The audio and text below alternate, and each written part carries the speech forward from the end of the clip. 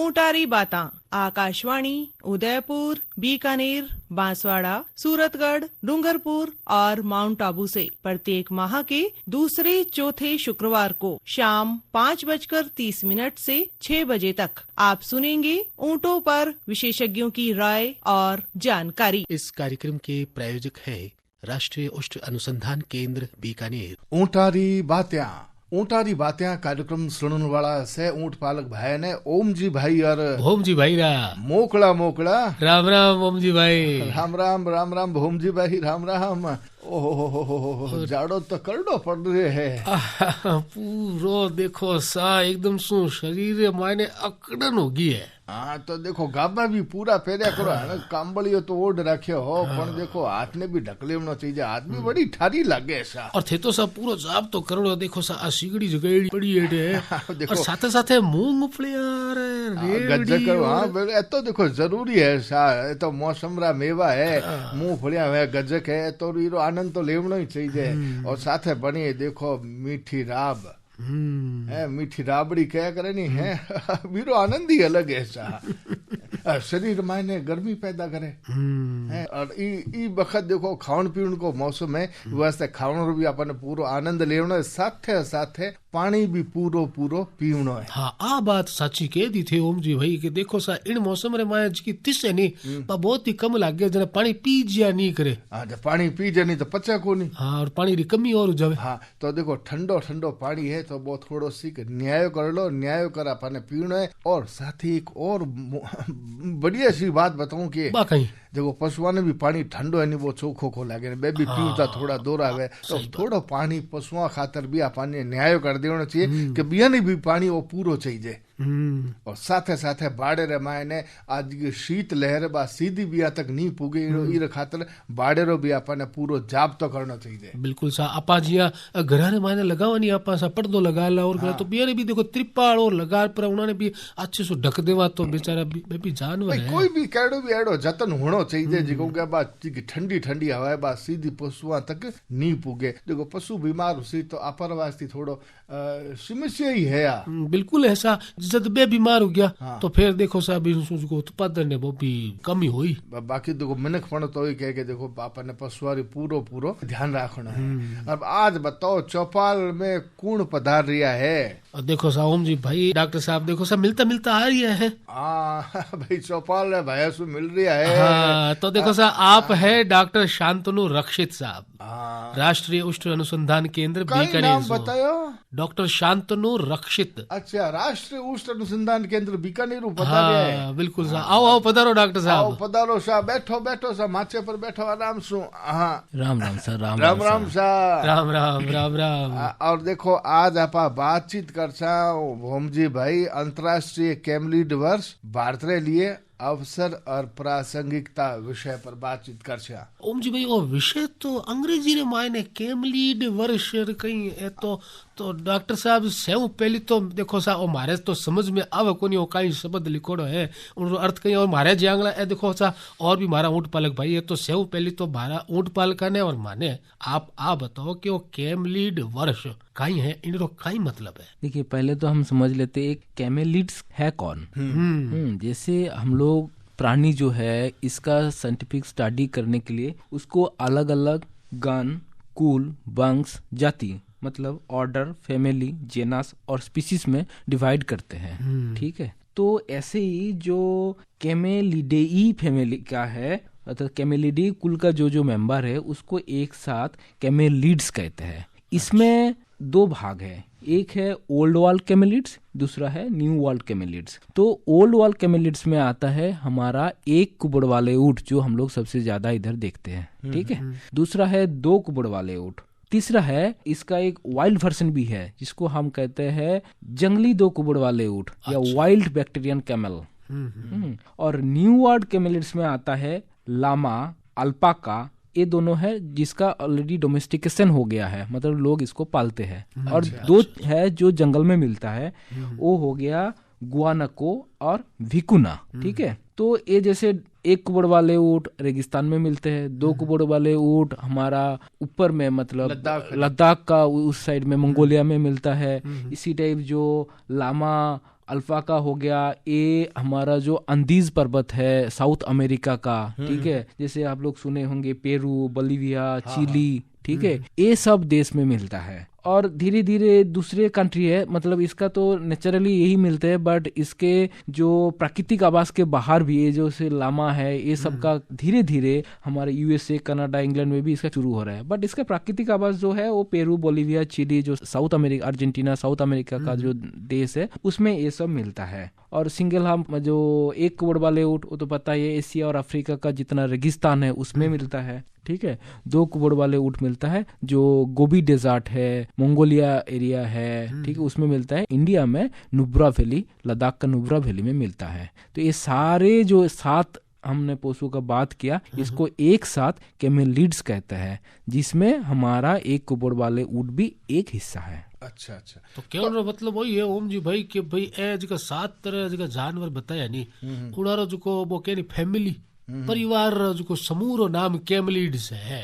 अच्छा अच्छा अच्छा। और अब कैमलिड्स माने ए जगह थी जीव बताया, ऊंट विशेष आपने जिक्र करियो, बे आया करेगा जिका अभी तक पालतू को यानी या पालतू हो गया। देखिए इसमें दोनों ही हैं, ठीक है। जैसे हमारा एक कुबड़ वाले ऊँट ये पालतू है, ठीक है। 2 कुबड़ वाले ऊँट पालतू है, बट 2 कुबड़ वाले ऊँट का भी एक वाइल्ड वर्जन है जो जंगल में रहता है, ठीक है। उससे इसका थोड़ा सा फर्क है, वो हो गया वाइल्ड वेक्टेरियन कैमल, ठीक है। ऐसे ही जैसे लामा और अल्पाका ये तो पालतू है, लेकिन गुआनाको और भिकुना ये जंगली है, अच्छा, ठीक है। एक कुबड़ वाले ऊँट का भी ये तो पालतू है, लेकिन कुछ एरिया है जैसे ऑस्ट्रेलिया में इसको फिर से, मतलब पहले तो पालतू था, अब छोड़ दिया लोगों ने, फिर ये जंगली बनते जा रहा है, ठीक है। ऐसे है इसका, पालतू भी है और पालतू साथ इसमें कुछ पालतू है, कुछ जंगली है। हाँ, अच्छा अच्छा। और अब डॉक्टर साहब मैं आपसे वो जानना चाहूँगा कि अंतर्राष्ट्रीय कैमलिड वर्ष 2024 के बारे में थोड़ी आप जानकारी दो सर। देखिए जैसे हमारा संयुक्त राष्ट्र है,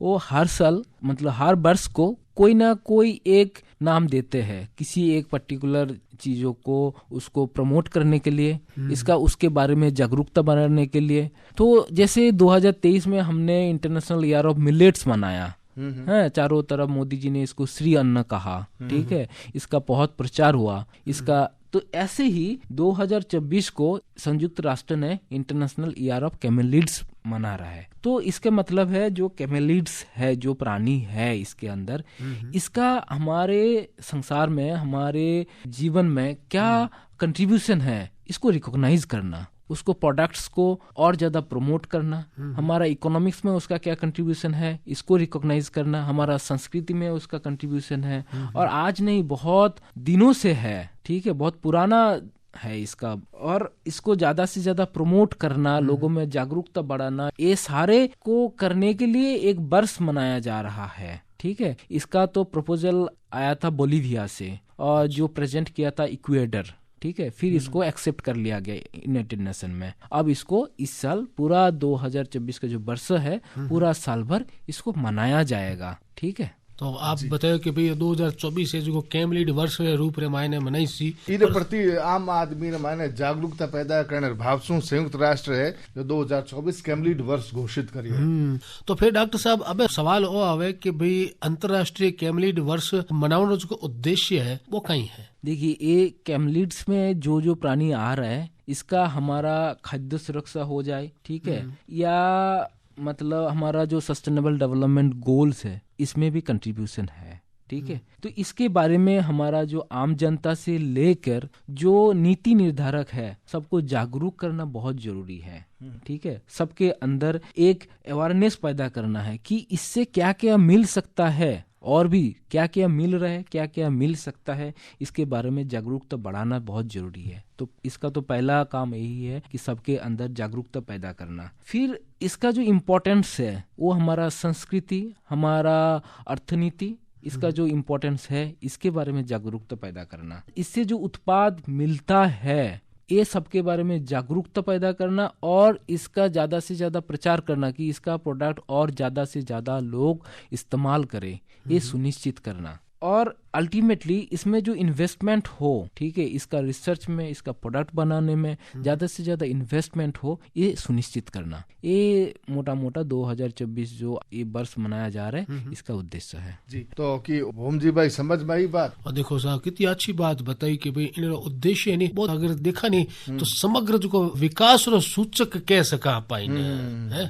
मिलान आम आदमी रे माने जागरूकता पैदा करनी बी जीवा खातिर जिका भी पर पहुंच से दूर है, बियन प्रति भी अपने जानना चाहिए, बियन क्या उपयोगिता भी सब क्या उत्पादन ले सका, इन बारे में एक जागरूकता फैलाउण सारू कैमलीड वर्ष घोषित करिए संयुक्त राष्ट्र। और अब डॉक्टर साहब आप बातचीत करा आजीविका रे वास्ते कैमलीड्स किन तरह महत्वपूर्ण है, इन बारे में थोड़ी जानकारी दो। देखिए 90 से अधिक राष्ट्र ऐसा है जहाँ पर एक कैमलीड्स जैसा प्राणी मिलता है, ठीक है, लेकिन वो कौन सा देश है, कौन सा इकोसिस्टम है, अगर देखे हमारा रेगिस्तान, ठीक है, अंदीज का पर्वत जहाँ बहुत कठिन है और कुछ मिलता नहीं है, वहां पर भी एक कैमलीड्स हम लोग को खाना दे रहा है, उससे फाइबर मिल रहा है, मिल्क मिल रहा है, फर्टिलाइजर का सोर्स है, मैन्यूर मिल रहा है ना उससे, और ट्रांसपोर्ट के भी आधार एक कैमलीड्स है, ठीक है। हमारा जो इंडिजिनस पीपुल है वहाँ का, ट्राइबल्स है, उसका बहुत सारे कुछ का सोर्स है एक कैमलीड्स।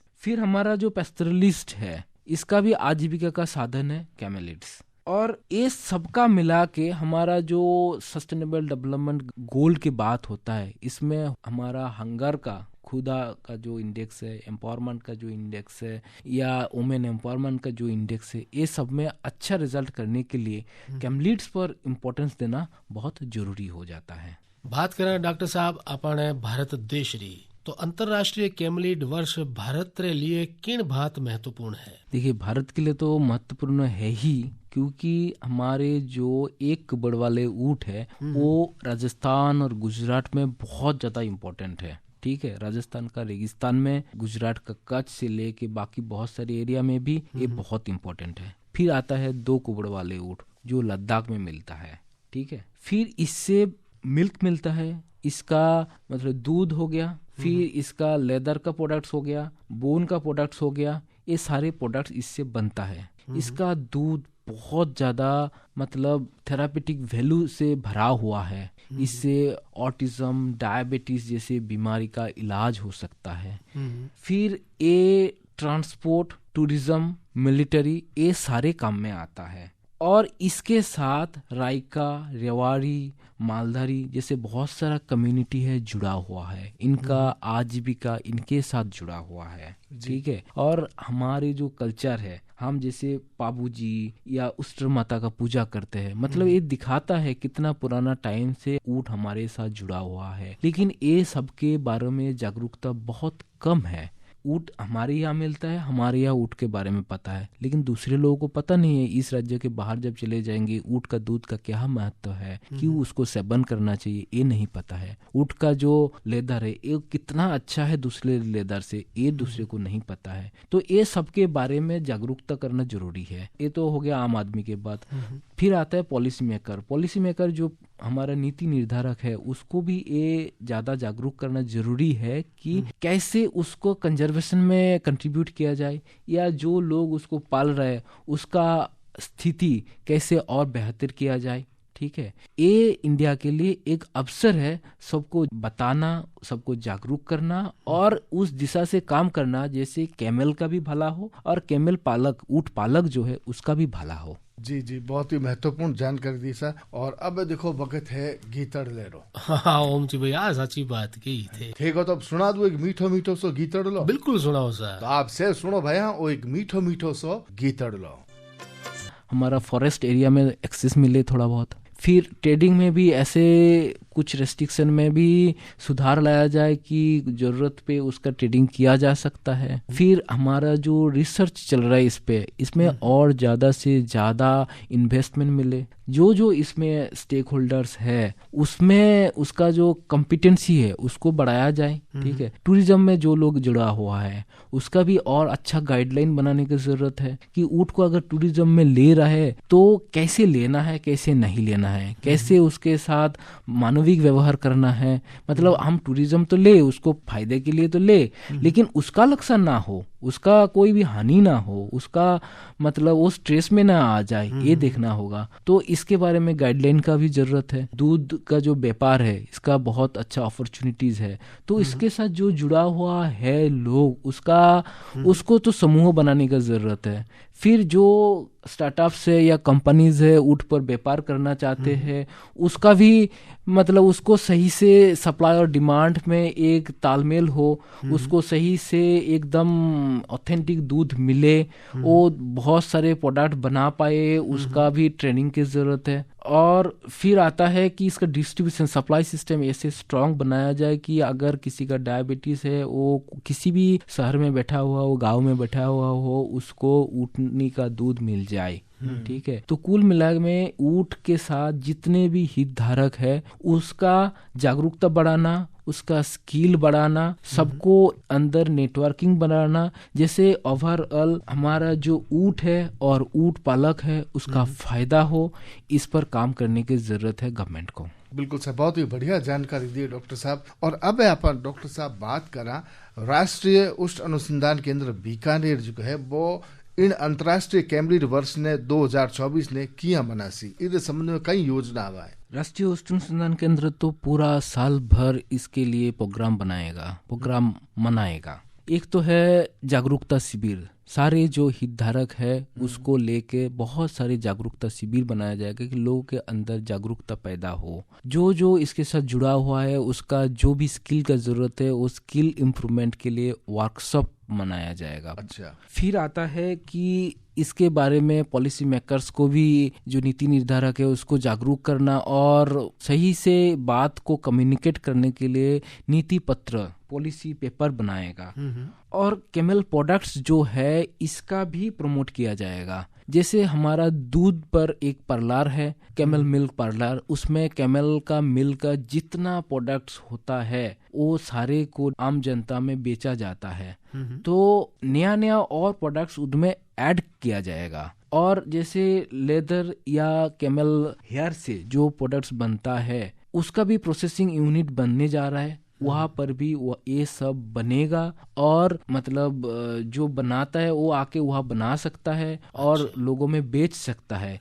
इसके लिए भी एक प्लेटफॉर्म बनाया जा रहा है। रिसेंटली हम 13 तारीख को ही एक वर्कशॉप पहले कर रहे हैं जिसमें जो पेस्टरलिस्ट है उनको लेके, ऊँट पालक जो है उनको लेके एक 13 तारीख को हम वर्कशॉप कर रहे हैं। ऐसे साल भर सारे प्रोडक्ट का प्रमोशन, सारे लोगों का मतलब स्किल बढ़ाना, जो है इसकी जरूरत है, जिसके जो स्किल की जरूरत उस पर उसको प्रशिक्षण देना। फिर आता है मतलब जागरूकता शिविर करना, एनिमल हेल्थ कैंप करना, ये सारे प्रकार का किया जाएगा। जो भी हमारा रिसर्च फाइंडिंग्स है वो बहुत सहज सरल भाषा में सबके साथ कम्युनिकेट किया जाएगा। और इसमें जो लोग जुड़ा हुआ है उसको नेटवर्किंग कर रहे हैं, उसको एक प्लेटफॉर्म में ले आने का काम एनआरसीसी करेगा। और टूरिज्म का भी प्रमोशन होगा, कैमल को कैसे, ऊँट को कैसे टूरिज्म में लिया जाए वो भी होगा। जैसे 13 तारीख को ही अंतर्राष्ट्रीय ऊँट उत्सव मनाया जा रहा है, तो हमारे जो कैमल स्पोर्ट्स कॉम्प्लेक्स है वहाँ पर 4 मतलब प्रतियोगिता होगा, ऊँट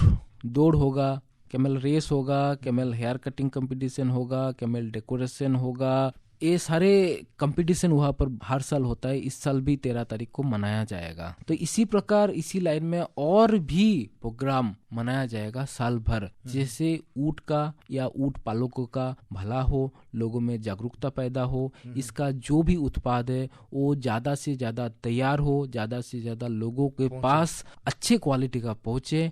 इसका रिसर्च का जो भी फाइंडिंग्स है हमारा वो बहुत सहज सरल भाषा में लोगों के पहुंचे, ये काम एनआरसीसी साल भर करेगा। एक आप चर्चा कर सके 13 तारीख ने, यानी कि काल एक वर्कशॉप भी है 13 तारीख को। तो वर्कशॉप राष्ट्रीय उष्ण अनुसंधान केंद्र बीकानेर में ही, राष्ट्रीय उष्ण अनुसंधान केंद्र बीकानेर में ही है। एक एनजीओ के साथ मिला के हम लोग जो ऊँट पालक है उसके लिए एक वर्कशॉप कर रहे हैं। तो कोई भी ऊँट पालक भाई बठार जरूर सारे लोगों को उसको बुलाया जा रहा है, उसको उसके बात सुना जाएगा, हमारे बात उनके सामने रखा जाएगा।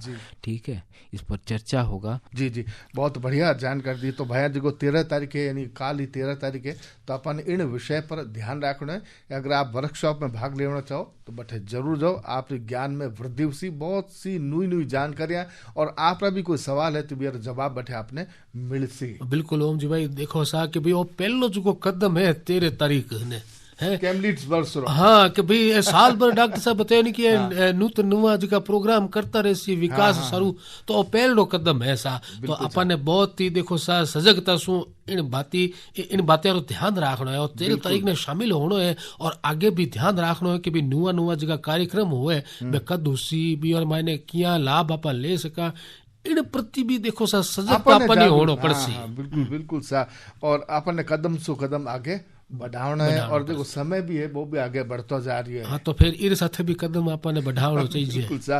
तो देखो अब वक्त हो रही है, और डॉक्टर साहब अब चलती बेड़ा आप हमारा जगह ऊंट पालक भाई है और आम आदमी भी है ना, कहीं संदेश देना चाहो? मैं तो यही बोलना चाहूँगा कि 13 तारीख हमारा राष्ट्रीय ऊँट अनुसंधान केंद्र में 10 बजे से जो अंतर्राष्ट्रीय ऊँट महोत्सव चल रहा है बीकानेर में, उसके तहत बहुत सारे कंपटीशन का आयोजन किया गया है। तो उसमें सारे आम जनता और ऊँट पालक का सादर आमंत्रण है। सारे लोग बहुत ज़्यादा से ज़्यादा लोग इसमें भाग ले, इसका आनंद ले, और इसमें सबके लिए फ्री है, सब लोग आ सकते हैं, सब देख सकते हैं। वो कैमल रिसर्च सेंटर है वो भी विजिट कर सकता है, वहाँ के बारे में जानकारी ले सकता है, जो कंपटीशन है उसका भी मजा ले सकता है। तो सबके लिए सादर आमंत्रण है। बिल्कुल साहब, बहुत बहुत धन्यवाद आमंत्रण वास्ते। और हमारे देखो सामने जी का बैठा है दूर दूर तो सगड़ा देखो हाथ हिला रिया, हाँ भाई चाल रहे, सब ने चाल रहे अपने, हाँ, और ऊंट ने भी तैयार कर लिया अच्छी तरह, सजा दजार बैठे की तरह प्रतियोगिताएं भी है बैठे। हाँ देखो गुगरिया बांधोड़ा तैयार रखे सा। तो भाई आज देखो चौपाल में जानकारी देवन स्वरूप पधारिया डॉक्टर शांतनु रक्षित, राष्ट्रीय ऊष्ट अनुसंधान केंद्र बीकानेर से पधारिया। डॉक्टर साहब, आज आप अंतर्राष्ट्रीय कैमलीड वर्ष भारत के लिए अवसर और प्रासंगिकता विषय पर बहुत ही बढ़िया जानकारी दी। इन स्वरूप मैं अपने देवा धन्यवाद, और मैं करा आपने राम राम सा। राम राम सा।